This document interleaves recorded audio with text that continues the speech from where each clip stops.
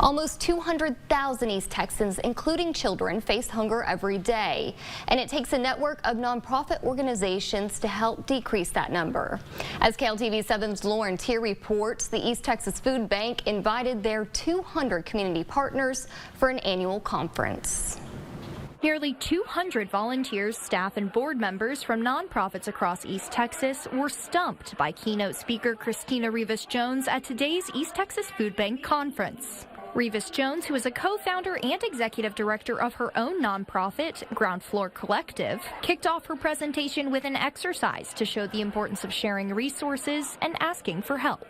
It's incredible. It is just such an honor for me to be here today and be surrounded by some of the most giving and wonderful people in East Texas. She herself is a first-generation food-secure Texan, growing up having to stretch meals on a daily basis. The house-building activity was given to attendees with no instructions and a mix of parts that weren't from the same set.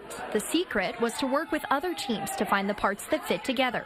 Rivas-Jones compared their daily work to this experience. We feel like we're working with a bag of just spare parts.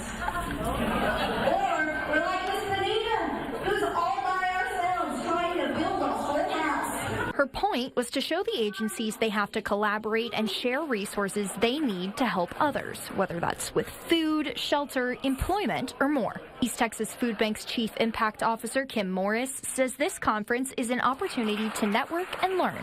Like anything, the more time you spend with your peers doing the same thing, the better you get at what you do. And so we love this opportunity to bring all of these wonderful volunteers together, not only to learn new things, but also share best practices with one another. Lauren Tier, KLTV 7 News. To finish off the afternoon, the agencies had a friendly competition of bingo, and the winners received grant money for their agencies.